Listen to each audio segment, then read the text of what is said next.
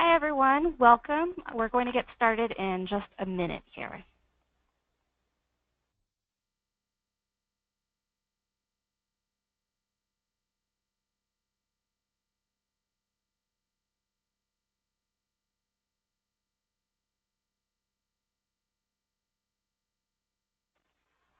Welcome to the first part of Novinium's Smart Monitor webinar series.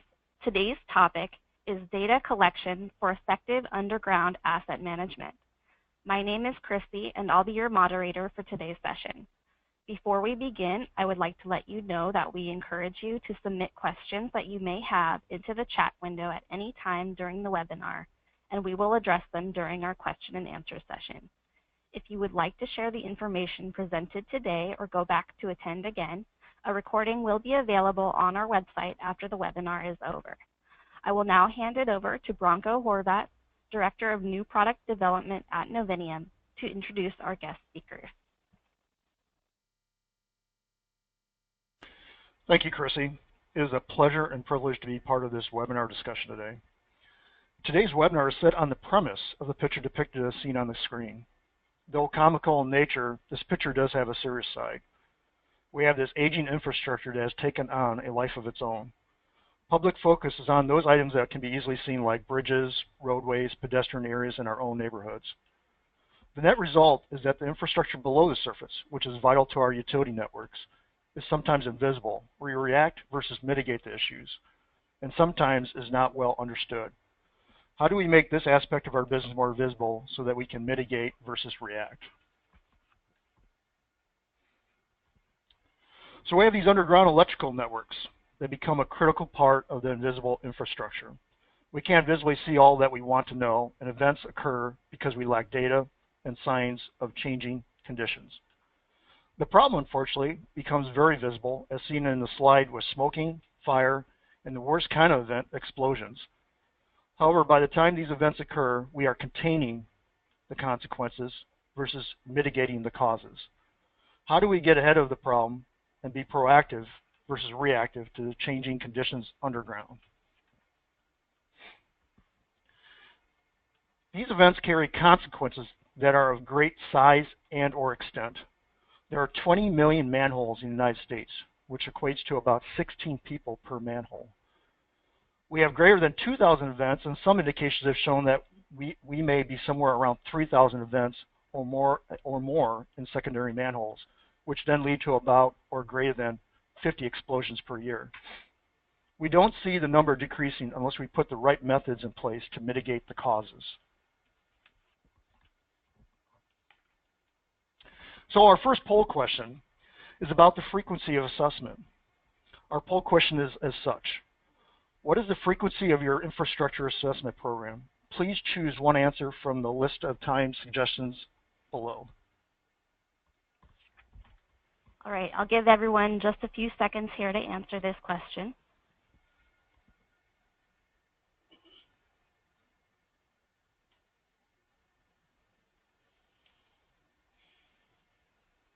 And just a few more seconds.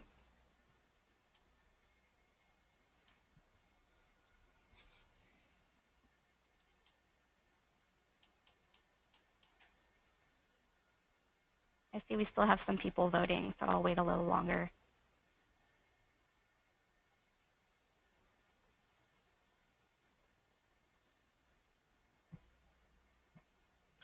All right, and I will be closing the poll.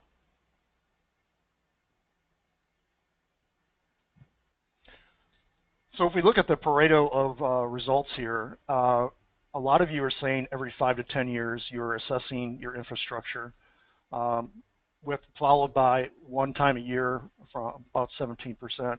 As we go through this webinar today, keep in mind some of the things that HBK and Novinium are bringing to the picture here is how do we provide you that assessment of your underground infrastructure, not only understanding the underground infrastructure, but understanding it in real time.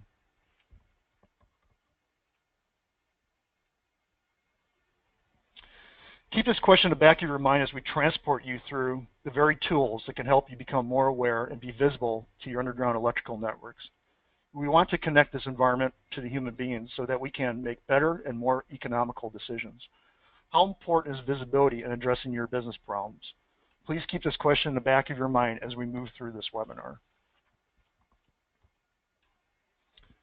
We want to start this journey with these key takeaways. We start with collection of viable data with a consistent, repeatable process, focusing on the capture of relevant, normalized information. Secondly, we want to use GIS-linked databases to house spatially accurate critical utility infrastructure characteristics and provide analysis capability. Thirdly, assessments of existing infrastructure that lead to the ability to plan corrective action, replacement, and remediation programs.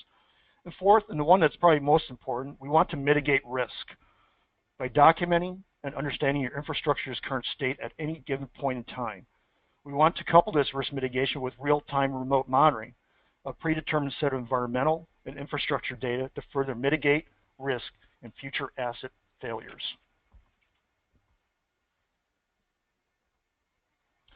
Without further delay, I'd like to introduce our main speakers from HBK Engineering. Mr. Don Kleewig and Mr. Eric Bergstrom have over 20 years experience in the utility engineering industry, having dedicated the majority of their careers to design of underground power, gas, and communications infrastructure in dense urban environments. Their experience has ranged from the design and construction of high voltage underground transmission lines and complex power distribution systems to the development of technology-driven infrastructure inspection and mapping programs for large power, gas, and telecommunication providers. Their combined breadth of experience in the operational requirements and constraints for different utility types has allowed Don and Eric to provide unique insight to utilities planning and executing system refurbishments, upgrades, and asset management initiatives. We look forward to the conversation about how HBK Engineering services and solutions help us in understanding how we can better manage underground infrastructure issues. Welcome, Don and Eric. Thank you, Bronco. So before we begin our discussion regarding underground infrastructure assessment, I'd like to provide an overview on HBK Engineering, our background, and our services. HBK Engineering is a full-service professional engineering firm with a major focus on utilities. Since our founding in 1998, we've spent our careers designing utilities, our main drive being on the development of safe, constructible, and efficient designs in very complex environments. We're headquartered in Chicago, Illinois, with offices in Pennsylvania, Maryland, Texas, and Iowa. Currently, we have over 400 personnel made up of professional civil, structural, and electrical engineers, professional land surveyors, inspectors, utility locators, and construction managers. Today, our clients include Exelon, including ComEd and PECO, American Electric Power, Wisconsin Energy Company, Pennsylvania Power and Light, American Transmission Company, Peoples Gas of Chicago, Nicor Gas, Verizon, AT&T, and Comcast. I do want to take a minute to talk also about safety. HBK has spent our careers working in trenches, manholes, and vaults, side by side with the contractors performing the construction of our designs. It's with this experience that we have taken the best practices from utilities and contractors alike to develop a safety program that is suitable for an engineering firm that has our hands-on approach. We recognize the many potential hazards present while working in underground power infrastructure, and we also understand that our greatest potential hazard is complacency through repetition. Some of the projects we're going to talk about now, we talk about tens of thousands of manholes, and when we looked at those from the beginning, we would say that the odds are against us to be able to perform incident-free. It's the complacency of repeating that same activity every time that we do an inspection that forces us to take steps to counteract that. We counter this particular hazard with experience and an evaluation of those potential hazards present at each individual structure, in which the crew discusses in a safety briefing prior to beginning their work. So with that, we have successfully performed over 40,000 power distribution manhole and vault inspections without incident. We attribute this to the experience and professionalism of our crews and our continued focus on safety. One of the programs that we want to talk today is where we shaped a lot of the ways that we process data, collect data in the underground environment, and transmit those results back to the utilities. In 2011, Illinois passed the Energy Infrastructure Modernization Act, also known as the Smart Grid Bill. As part of this legislation, Commonwealth Edison, the power provider for Northern Illinois, planned a program which involved the inspection and refurbishment of all of their distribution manholes and hundreds of miles of primary distribution cable. In the weeks after the bill was passed, HBK was asked by ComEd for a solution to the question, how do you inspect thousands of structures with multiple crews, getting information on hundreds of data points, and suggesting a course of action and making that data available to teams of planners across different offices the very next day? Over the next 15 minutes, we're going to discuss our approach to that problem and how we help solve it. Starting in January of 2012 and then ending in June of 2017, HBK had successfully inspected and assessed over 34,000 structures, capturing over 200 data points per manhole and over 60 data points per cable, in which there are 6 cables per manhole on average, with as many as 20 to 30 cables per manhole in Chicago's Central Business District. That translates to something on the order of 200,000 plus segments of cable that we're tracking information on at any given point in time. To boil our approach down to its simplest terms, we would put it like this. It is the physical inspection and assessment of a utility's underground system that is performed by a combined team of qualified electrical workers and professional engineers that is also augmented by real-time georeferenced reporting and work management tools. With this approach, we address a key number of considerations. We bring specialized system experience to the assessment with qualified electrical workers. Every system we've seen has had its own unique elements and concerns. So for example, if we are evaluating a lead joint, we would want a person who knows how to build that lead joint, making evaluations about its condition. The next consideration is that accessing each structure can take considerable effort, from traffic control setup to dewatering and potential full environmental cleanout. To maximize on the return of data for that investment of gaining access to that manhole, our engineer captures many other significant data points on the manhole outside of the electrical system. So during an assessment, our engineer will capture environmental data, structural data, and mechanical data, and make the most of that one single visit to limit the need for future visits for any repair work that is required. Our approach also takes the sheer amount of data into consideration and provides an overall framework for storing and housing those results. Over hundreds or thousands of structures, capturing consistent data is critical for making sense of the information, and it also yields greater returns in terms of valuable metrics that can be established by a utility's engineering teams and standards groups. So our first step in this process is identification of assessment criteria and critical system elements. This is the initial planning phase where we would go in and meet with the utility and really understand their major concerns, constraints, and issues. Usually occurring in the first weeks of any assessment program, the phase involves meeting with standards groups, engineering groups, reviewing existing plans and documents, and establishing a full understanding of the desired outcome of the program for the utility. During this phase, our team, working with the utility, develops a scope of the program and determines each data point of the assessment. It determines our planned reporting methodology, as well as the overall schedule, the permitting requirements, and other factors that can impact the work in the field.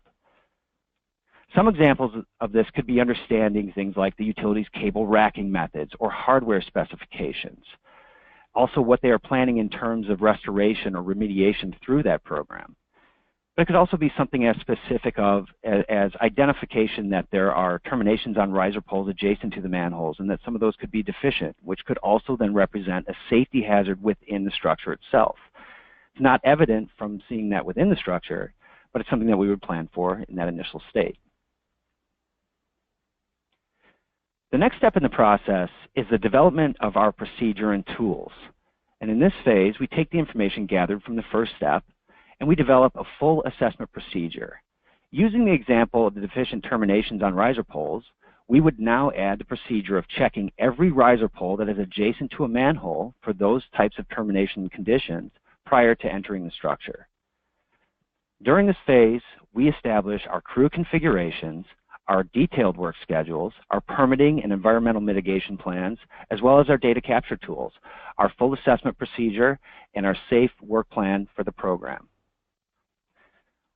One thing that we think has really helped shape the way that we capture our data and has really provided what we think is the most key element in consistent data capture is the customized data capture tools that we've built for these types of programs. Our data capture tools are designed to capture all the required data of any given inspection consistently and efficiently. Essentially, it will guide our crew from the first step of the assessment through to the end. It focuses on the data most relevant to the utility. In the ComEd program, we designed the capture tool to guide our crews from the initial steps that could be the safety setup for the manhole, in other words, checking the atmosphere within the manhole, but also then drill into something as specific as checking lead joint diameters to detect potential collapse or expansion of the joint components, which you can see on the right side of the screen. The same type of customization can apply to things such as grounding, secondary bus, switches, or transformers. Now, because the data is normalized across all the inspections, a utility has a much greater tool for analyzing the condition of their system and what contributes to those conditions. When evaluating, say, a specific cable jacket type across hundreds of thousands of cable segments inspected, a standards group can make some very good determinations about what factors are leading to the conditions that that type of cable finds itself in. And also, while underground power distribution systems have many commonalities, it is important to us that our assessments are custom focused to the utility and what is most relevant to their system. The assessment capture tool is designed with the end reporting in mind, provide the same key and relevant metrics across thousands of manholes from inspections performed at different times by different crews. The third step in our process is the physical field assessment. This process follows the assessment procedure and safe work plan developed in the earlier stages. Our aim with each visit is to capture or verify the maximum amount of information we can about that structure, its location, its position in the right-of-way, its condition, and the conditions of the elements within it. Our assessment crews are typically made up of 3 personnel: an engineer, an electrically qualified worker, and an entrance attendant. Each assessment follows the same basic procedure. The crew arrives on site, they evaluate the conditions external to the manhole, and they develop their safety brief. Once all crew members are signed off on that safety brief, traffic control and confined space equipment is set up, and the structure is prepared for entry. The atmosphere is monitored, gas levels are noted, and if those levels are compliant, then the electrically qualified worker performs a second safety check. That's a cursory visual inspection from the top for safety hazards that may be present within the manhole on the electrical system. If none are found, the crew will proceed with the full assessment. The electrically qualified worker will go in and perform his portion of the assessment, and then they'll trade up and our engineer will enter the manhole and perform the remainder of the assessment. With one full pass of the assessment data capture tool made, all the required data for the assessment has been captured. When that is complete, the engineer creates a sketch of the mapping of the cables with the manhole, the conduit occupancy, and then photos, digital imagery, other pieces of information are captured at that time. To get into some detail about the elements that we do capture during an assessment, we're trying to be as comprehensive as we possibly can with all elements. In the ComEd program, our assessments capture data pertaining to the electrical, mechanical, structural, and environmental aspects of each manhole. Each cable in the manhole was evaluated for a number of conditions: its jacket condition, its racking, joint conditions, leaks, exposed conductor. The grounding system was evaluated. If present, a secondary bus or secondary connections would be checked for blown limiters, fuses, which would be then noted for replacement. Transformers, switches, molded vacuum interrupters, and equipment such as that would also be checked, as well as any communications infrastructure and equipment, fiber optic cables, and slack coils. The hardware in the manhole is also inspected, and in this case, we treat it as a bill of material, listing the quantities of deficient materials for replacement. The assessments identified things such as deficient channels, brackets, missing saddles for cables or joints, missing sump covers, and pulling eyes. Additionally, the structural elements of each manhole are also covered. The material and condition of the entrance collar, the roof, the walls, the floor are noted. Environmental conditions are noted as well. Water levels, foreign fluids, debris, and vegetation are all captured. In many utilities, the non-electrical elements of the manhole inspection can sometimes not be in the mission-critical or desired criteria set for an inspection program. But we stress that for that time spent in setting up the structure for access, that capturing those data points The time involved is incremental and well worth the effort. A good example of this is to capture the typical water level. While we pump down each manhole prior to entry, the water will generally return to its level after a week or two. And that information can be extremely useful to a crew who may need quick access to the structure for future emergent work. With this approach, we feel that we capture the most complete picture of a manhole. The final step in our process is how we report. So at this point, we've collected this huge mass of information for each structure. How do we organize it? How do we store it? And how do we present it and make it sensible for users to look at it and mine through that to find the useful data they need to take the next steps? We know that in terms of schedules, getting 34,000 manholes containing over 6,200 feeders inspected and repaired in a 5-year window requires a momentous amount of planning, but it doesn't allow a lot of time to do it. So I want to go back to the problem posed to us as a question earlier. How do you inspect thousands of structures with multiple crews, get information on hundreds of data points, and suggest a course of action the very next day after the inspection?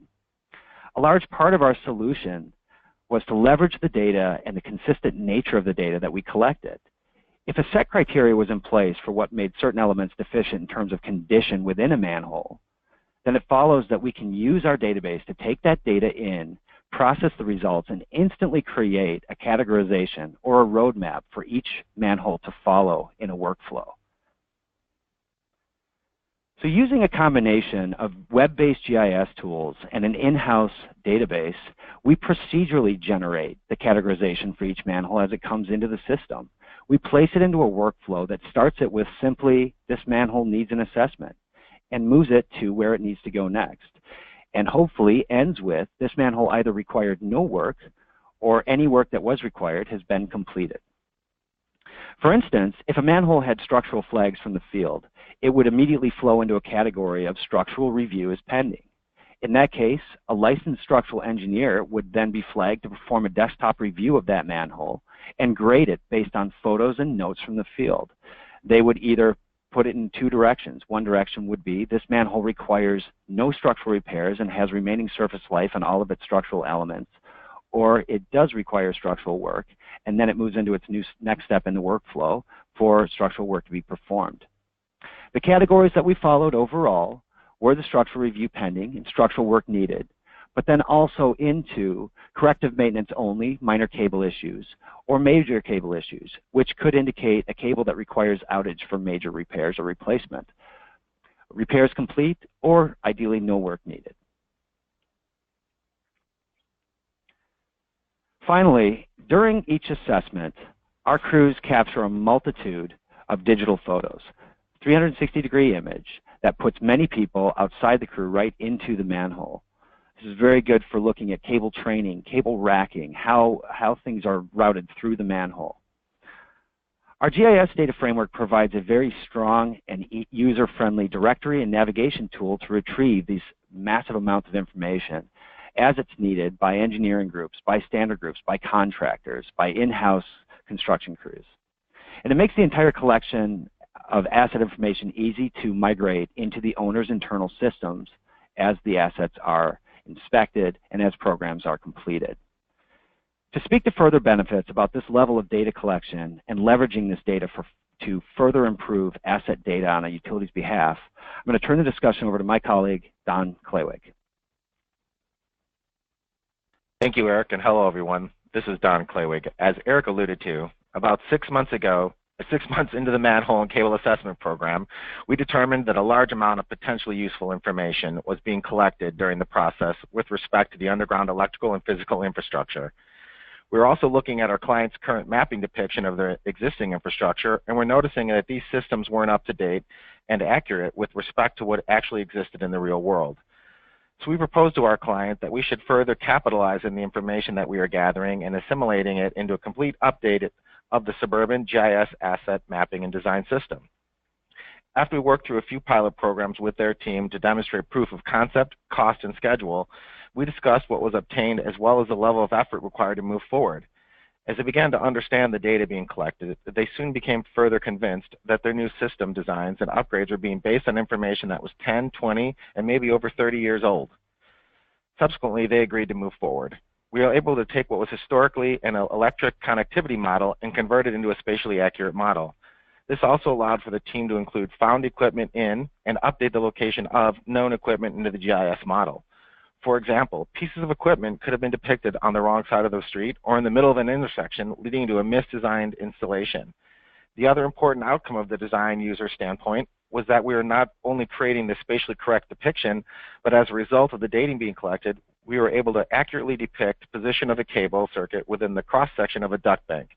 Prior to this, design users potentially perform a new design expansion to tie into a circuit that actually existed in a duct bank and manhole system on the other side of the street instead of in the location that was depicted in the GIS mapping system. Stemming out of the pilots, we proposed at ComEd what became known as their Underground Suburban Map Revitalization Program. This program included the underground infrastructure within ComEd's suburban service territory of over 11,000 square miles, including the verification and routing of over 4,000 circuit miles, locating and surveying over 1,000 miles of underground duct bank, and mapping and the integration of over 400 substations. The intent of the program is to make sure that our client ended up with an electrical model in their GIS mapping design system that accurately depicted their respective assets in a spatially correct model. Our team talked with various vested parties within ComEd, including their asset management team, their outside plant management groups, their system planning department, and their internal and external design groups, as well as their locating teams, to make sure that we demonstrated benefits to the groups. The benefits that were realized as resulting from the performance of this program are as follows: faster troubleshooting during outages, improved data for asset management, improved dig-in prevention and underground facility protection, identification of cables present for crews entering manholes, and improved visualization for the planning of system modifications and upgrades, and then ultimately an electric system model with spatially correct location of underground infrastructure. For example, from the design and planning point of view, they would now be able to make an efficient and informed decision regarding the ability to supply power to a new business. Another example would be in a large cable replacement program, the team would have data available to them to make decisions on which cables to remove and how to better plan outages with respect to impacted equipment and other circuits that could be involved. The locator company can now go out and perform their respective duties with a piece of information available to them depicting locations of underground infrastructure that they could more readily rely on as reference when they started out in the field locating cable systems, instead of the old version which could have been depicted the underground infrastructure as just a bunch of cables spread out across a 100-foot corridor or right-of-way. An underground installation maintenance crew could go look at the updated mapping system and manhole assessment information to understand where the cable system existed within the manhole, what ducts it occupied, and what else existed in the manhole. Prior to this, they had antiquated maps that may have inaccurately depicted 2 circuits in a duct and manhole system, when in reality there were 7 circuits going through the system. In short, this allows for everyone to better plan their work. From our engineering standpoint, as designers, the visualization aspect with spatially accurate locations allows for better design decisions when it comes to impacts to existing underground infrastructure, the public, installation hurdles, and things such as traffic control. As we looked at the approach that we were developing, we were going to take and tackle this program, the decision we made as a team to utilize the simplest and basic methods to data collection of underground infrastructure. This simple direct approach was to put locating and surveying crews in the field, accessing manholes and substations with the initial swipe at updated circuit maps to be toned, located, painted, and survey the paint marks of the underground infrastructure from the bus position at the substation all the way to the upfeed location on an overhead distribution pole or to the distribution cabinet or a piece of equipment where the circuit terminated. Thus, our crews would be surveying and near directly creating the spatially accurate maps of underground infrastructure based on the paint locates. Additionally, they'd be able to give the field crews that would use these maps in the future spatial references. We picked up visible references such as edge of pavement, the back of the sidewalk, nearest property lines, fence lines, in an effort to develop a nice base map for future crews to use in the field that has manhole locations with street outlines and names with relation to curb lines and sidewalks or duct bank alignment through a heavily trafficked intersection. What you ended up with is depicted in the snapshots below, with the left-hand side showing the system map as it was prior to the program, with cables just depicted electrically and no real spatial connection to any land base, whereas on the right-hand side shows the intermediate step that developed the map with the survey data of the locates and relevant reference points of land-based infrastructure.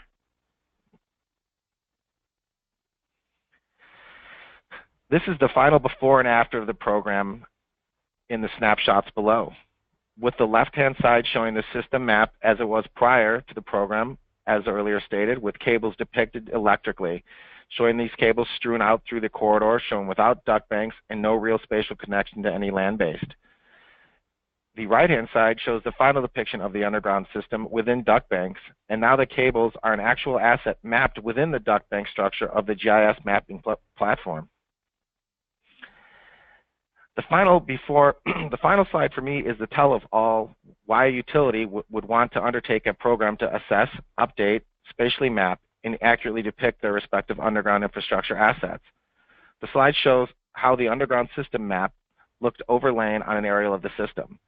This is a 100-foot wide corridor showing the cables spread across the corridor. When actually they exist in a duct bank with a significantly smaller footprint.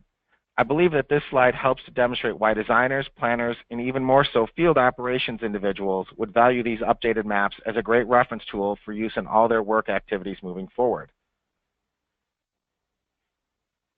We now have a poll question. What are your biggest concerns with your underground infrastructure? Please mark all as necessary. All right, I'll give everyone a few seconds to answer this question.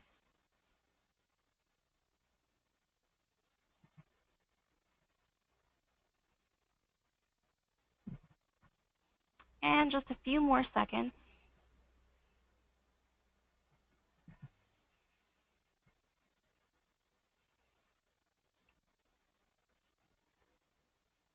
We still have people voting, so I'll keep it open.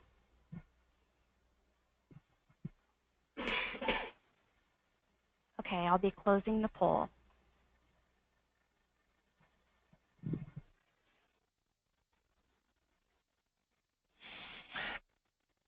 And with that, I now would like to thank you for your time and hand the reins over to Bronco, who's going to take you through how he sees this information we've collected in our programs to be the foundation in supporting system monitoring and maintenance moving into the future with this great snapshot in time.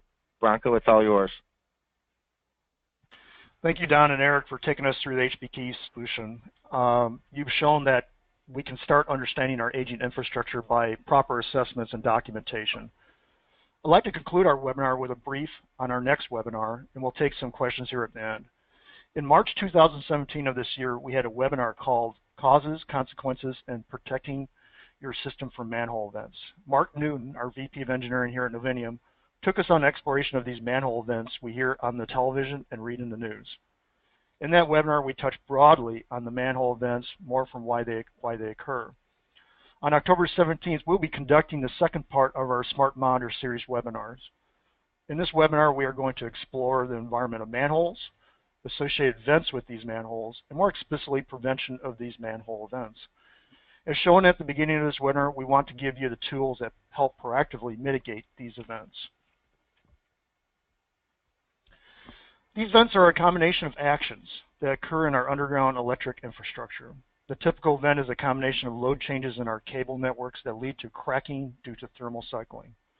When the coupling cracking with the conductive medium, which breaks down, in this case salt, down the cable further, but also provides an avenue for electrical tracking, or in this case arcing.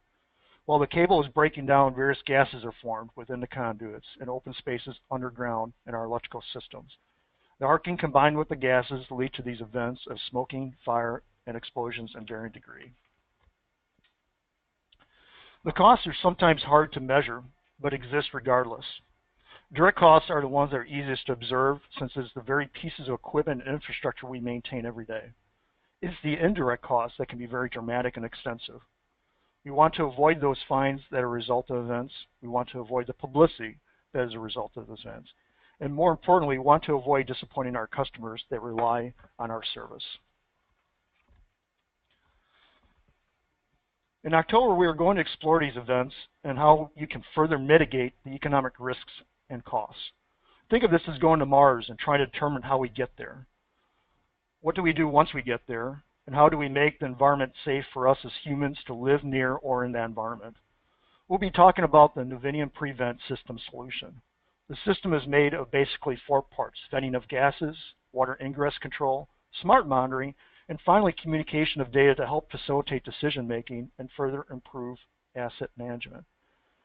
Our main focus of this webinar will be centered around active real-time smart monitoring of environmental underground networks. Smart monitoring of this environment is essential to addressing the underlying issues that lie beneath our cities and communities. Our webinar in October will take us deeper into how this data is displayed. Our web portal will give you deep insight to geographical understanding where issues may be starting and what trends might be emerging. Within each smart monitor, you will be able to look at distinct data relative to gases, temperatures, water level, and humidity. Imagine what you could do with data throughout your networks to prevent, mitigate, and remediate underground electrical networks. Imagine taking this data and mitigating the causes of failures in your network versus reacting to failures in your network. Please watch for an announcement on our second Smart Monitor series to learn how we can use this environmental to better understand your underground networks. In summary, and to conclude our webinar, data is essential to making good business decisions. At the end of the day, your customers will be satisfied because you are able to keep the networks healthy and providing that service your customers expect. Methodology leads to process, leads to consistency, which leads to great quality. We all need to make sure we are delivering the best quality our customers come to expect. And finally, understanding is the first step in good asset management. Because you took the steps to gather data and analyze it, you were able to mitigate those risks that were otherwise invisible. In our next monitor series, Smart Monitor series, we'll be looking at real-time assessments, which coupled with the HBK assessments of underground infrastructure provides you a wealth of information to further analyze your networks. I want to leave you with a quote that hangs in my office and I see every day when I'm thinking about solving problems for our customers and making our communities a better place to live. This quote comes from the American author named Alan Cohen, who writes motivational and inspirational books. The quote goes like this: "Don't wait until conditions are perfect to begin. Beginning makes conditions perfect." I hope you all start beginning today, and we look forward to having further discussions with you on this topic. Thank you, gentlemen. Up here on the screen, you will see some additional resources, both about HBK engineering and Novinium's Prevent Manhole Event Prevention System. Again, this webinar will be recorded, so you can go back to retrieve this information at a later time. We look for an invitation soon for our next webinar in this series on October 17th, where we will go a little more in depth about smart monitoring and the developments that are being made to improve safety in manholes. At this time, we will move on to the question and answer portion. We have received some questions from our audience, so we'll begin to go through those. So the first one comes from Robert, and he asks, why are Novinium and HBK collaborating on this project? We chose here at Novinium to work with HBK because we carry a common vision, but maybe different methodologies of how we look at the underground infrastructure. I think coupled with HBK's approach to understanding underground infrastructure, our electrical networks, everything that they've described here today leads very well into our next Smart Monitor series, where we're going to actually take the Novinium Prevent solution, more specifically to smart monitoring, and we're going to give our customers a wealth of data, environmental data, which can be coupled with the assessments that HBK has done, and that will give you further insight to how you can improve your networks, remediation programs, and more asset management type discussions. At the end of the day, again, it's like we're trying to give our customers data so they can make smarter and better decisions.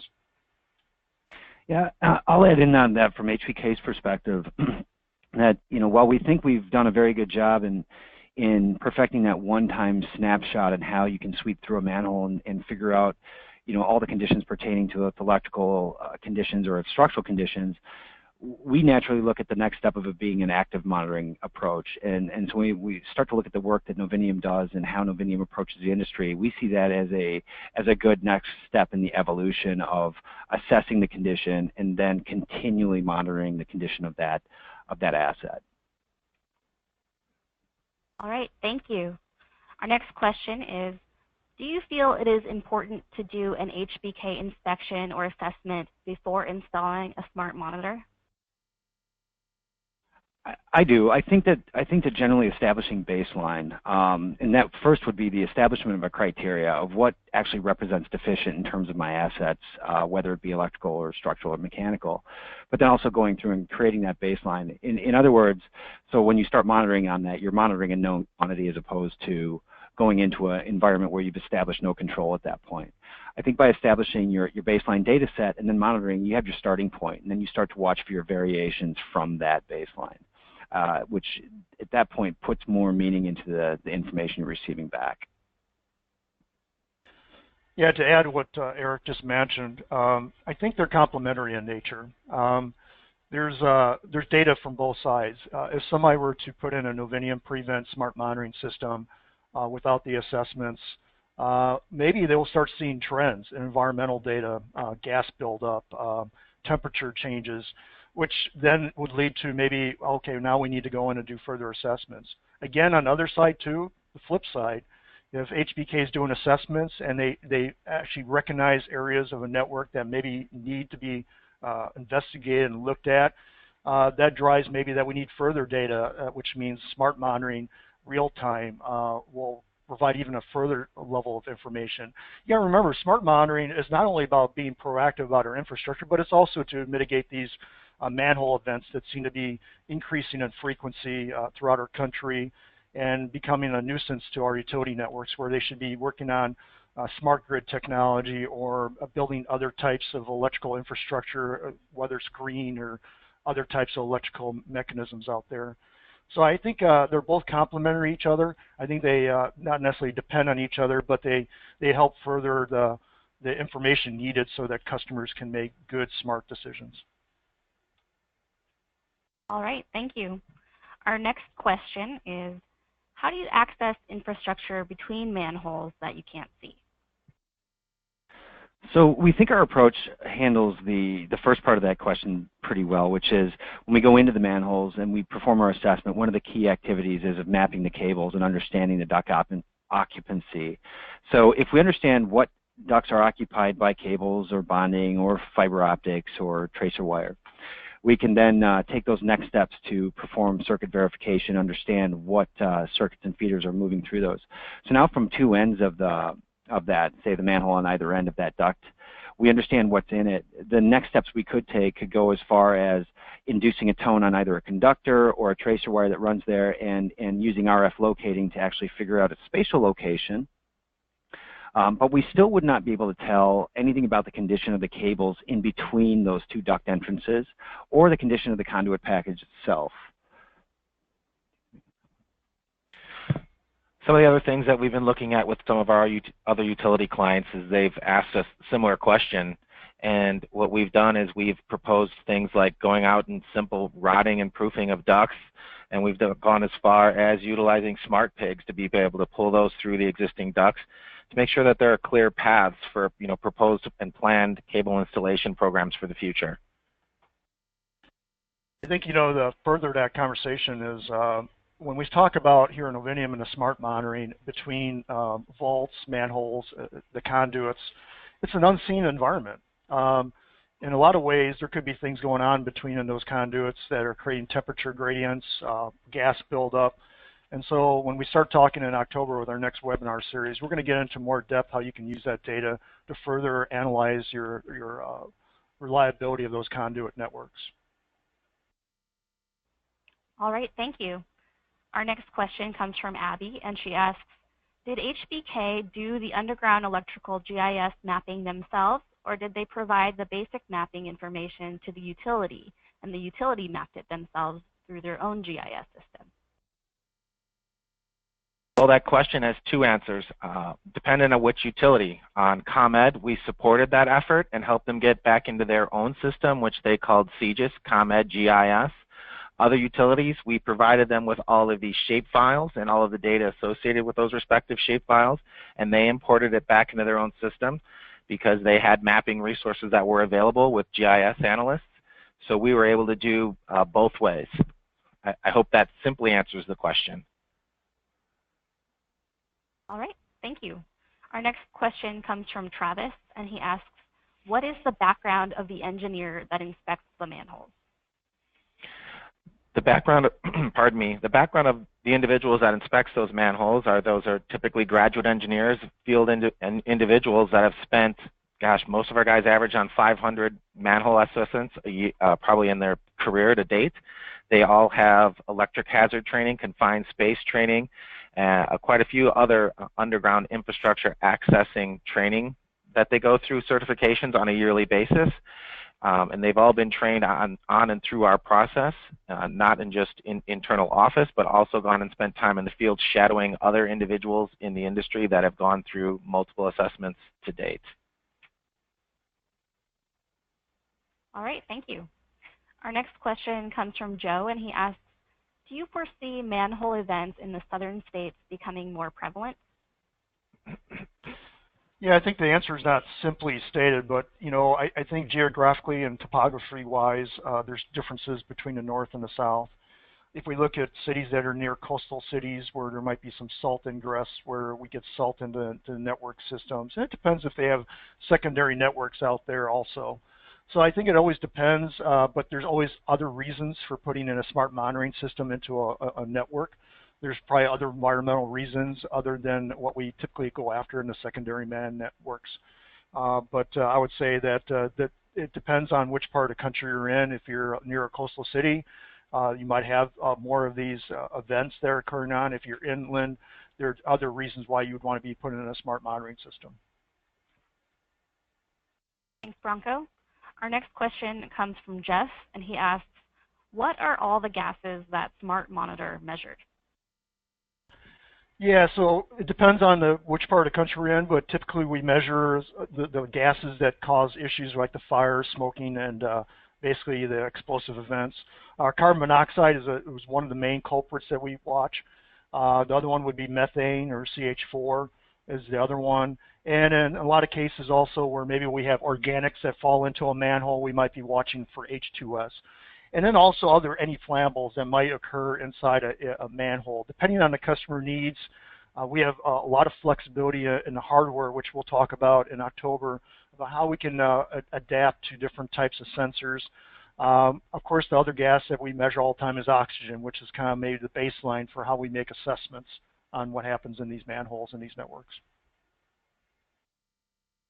Thank you. We have one more question here, and it is, how long does it take to do a manhole inspection? So the length of it can be driven by a number of factors, such as pump down time or setup time, but on average, over 40,000 manhole inspections, we've seen that 45 minutes seems to be a very good solid average for the time it takes to do a comprehensive assessment of each manhole.